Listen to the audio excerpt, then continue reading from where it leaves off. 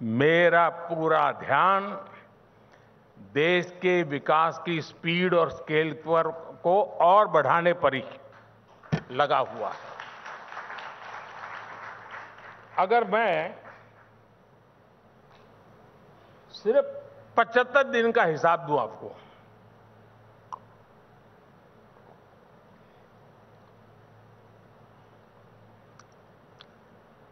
सिर्फ 75 दिन की बात करूं, 75 डेज, तो रिपब्लिक के दर्शक भी हैरान हो जाएंगे और मैं पक्का मानता हूं हैरान हो जाएंगे।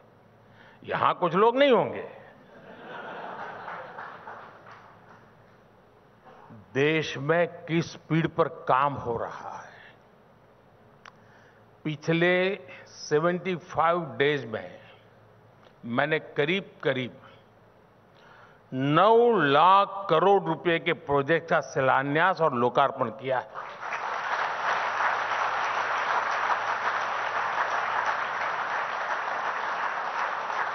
ये 110 बिलियन डॉलर से भी ज्यादा होता है। दुनिया के कितने ही देशों का ये साल भर का खर्च भी नहीं है और हमने सिर्फ 75 डेज में आधुनिक इंफ्रास्ट्रक्चर पर इससे ज्यादा इन्वेस्ट कर दिया है।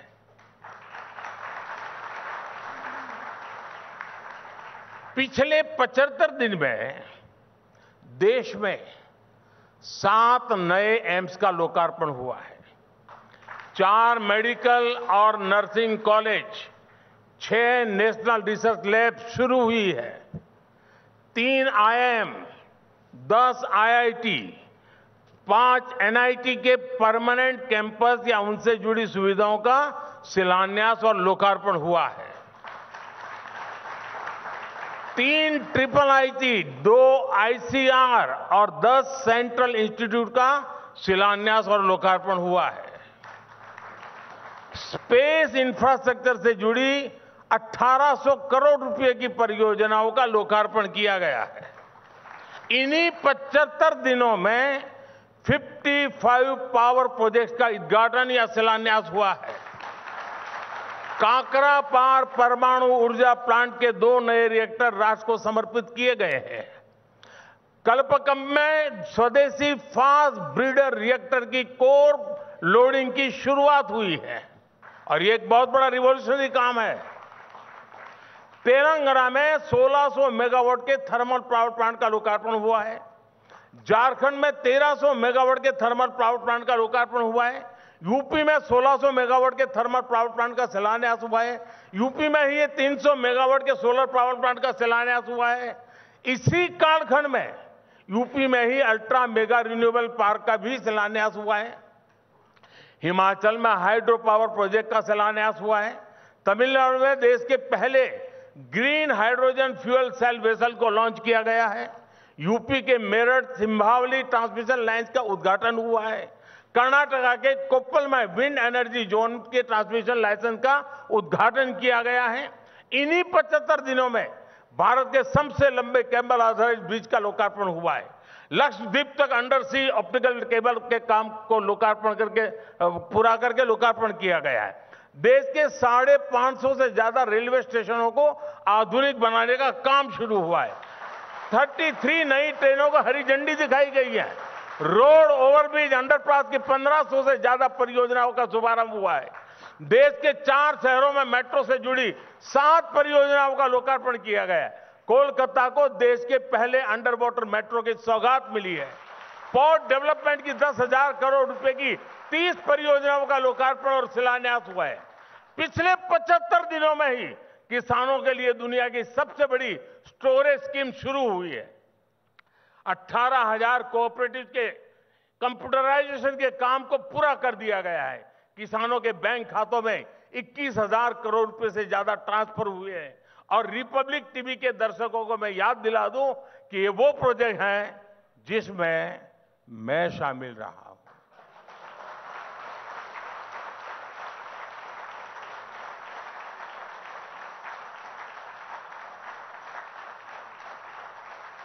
और ये मैंने सिर्फ शिलान्यास और लोकार्पण की बात की, और भी तो बहुत कुछ किया है, वो मैं नहीं बता रहा हूं।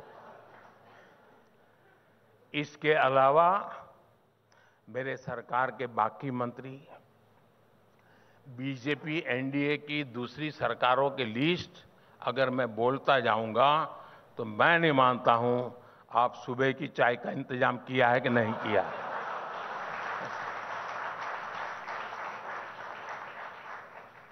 लेकिन मैं एक और एग्जाम्पल दूंगा कि हमारी सरकार की स्पीड क्या है, कैसे काम कर रही है। आप भी जानते हैं कि इस साल के बजट में, यानी बजट तो अभी गया है, इस साल के बजट में सोलर पावर से जुड़ी एक बड़ी योजना की घोषणा की गई थी।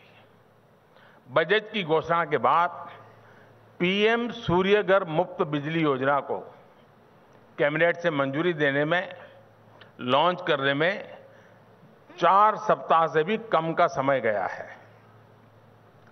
अब तो 1 करोड़ घरों को सूर्य घर बनाने के लिए सर्वे भी शुरू हो गया है। इस योजना के तहत सरकार की तैयारी 300 यूनिट तक मुफ्त बिजली देने और अतिरिक्त सोलर यूनिट से लोगों को कमाई करवाने की भी है।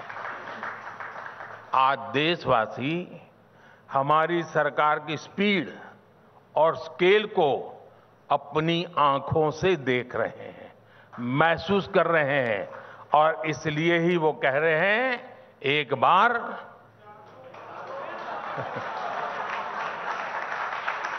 फिर एक बार। साथियों, अक्सर लोग मुझसे पूछते हैं कि आपके खिलाफ इतनी नेगेटिव कैंपेन चलाई जाती है, इतने हमले होते हैं, आपको फर्क नहीं पड़ता क्या? मैं उनको यही बोलता हूं कि अगर मैं इस नेगेटिव कैंपेन पर ध्यान देने लग गया तो फिर मुझे जो काम करने हैं वो रह जाएंगे।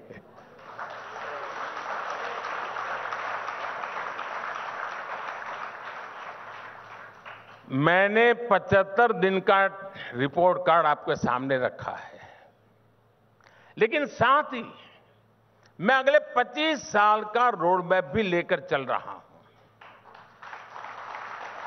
और मेरे लिए एक एक सेकंड कीमती है। इस चुनावी माहौल में भी हम अपने कामकाज को लेकर जनता के पास जा रहे हैं, लेकिन दूसरी तरफ क्या है? दूसरी तरफ गुस्सा है, गालियां हैं, निराशा है। इनके पास ना मुद्दा है और न कोई समाधान है। ऐसा क्यों हो रहा है? ऐसा इसलिए है क्योंकि इन पार्टियों ने 7 दशक तक सिर्फ स्लोगन्स पर चुनाव लड़ा। ये लोग गरीबी हटाओ कहते रहे, ये स्लोगन से उनकी सच्चाई है। बीते 10 साल में लोगों ने स्लोगन्स नहीं, सॉल्यूशंस देखे हैं।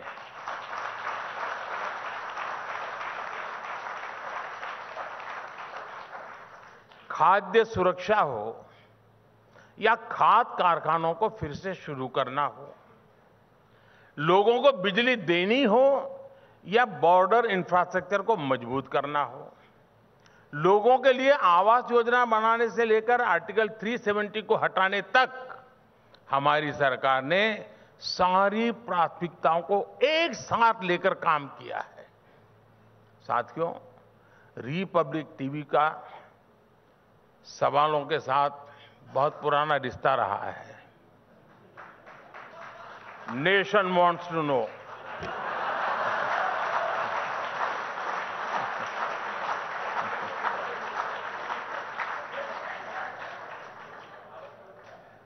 और ये कहते कहते आप लोग अच्छों के पसीने छुड़ा दिए हैं।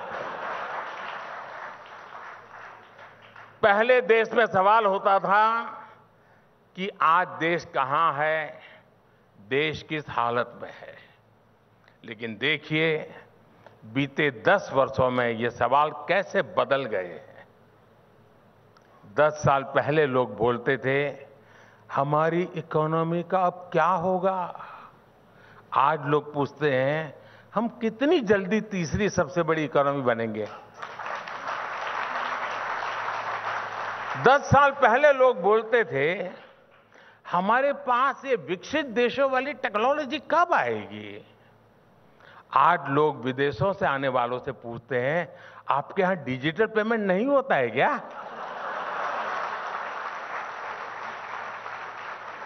10 साल पहले लोग नौजवानों से कहते थे नौकरी नहीं मिलेगी तो क्या करोगे? आज लोग नौजवानों से पूछते हैं तुम्हारा स्टार्टअप कैसा चल रहा है? 10 साल पहले एनालिस्ट पूछते थे इतनी महंगाई क्यों है? आज यही लोग पूछते हैं पूरी दुनिया के संकट के बाद भी भारत में महंगाई नियंत्रण कैसे है? 10 साल पहले पूछा जाता था विकास क्यों नहीं हो रहा, आज पूछा जाता है आखिर हम इतनी तेजी से विकास कर कैसे रहे हैं? पहले लोग पूछते थे अब कौन सा घोटाला निकला, आज पूछा जाता है अब कौन से घोटालेबाज पर कार्रवाई हुई।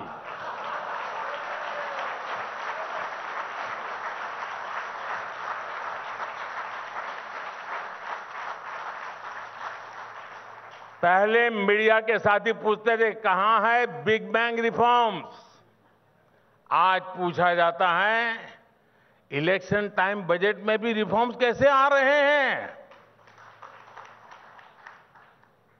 10 साल पहले लोग पूछते थे जम्मू कश्मीर से आर्टिकल 370 कभी खत्म होगा क्या? आज पूछा जाता है कश्मीर में कितने पर्यटक आए, कश्मीर में कितना निवेश आया। वैसे मैं आज सुबह ही श्रीनगर में था, अनेकों नई परियोजनाओं का शिलान्यास करके और लोकार्पण करके आया हूं, और आज नजारा ही कुछ और था दोस्तों। 40 साल से मेरा उस धरती से नाता रहा है। आज मैंने अलग मिजाज देखा, अलग रूप देखा, सपने देखे, आत्मविश्वास से भरे हुए लोग देखे हैं मैंने। साथियों, दशकों तक सरकारों ने जिन्हें कमजोर मानकर, लायबिलिटी मानकर छोड़ दिया, इन 10 वर्षों में हमने उनकी जिम्मेदारी लेने का काम किया है। इसलिए मैं कहता हूं जिसका कोई नहीं, मोदी उसके साथ खड़ा है।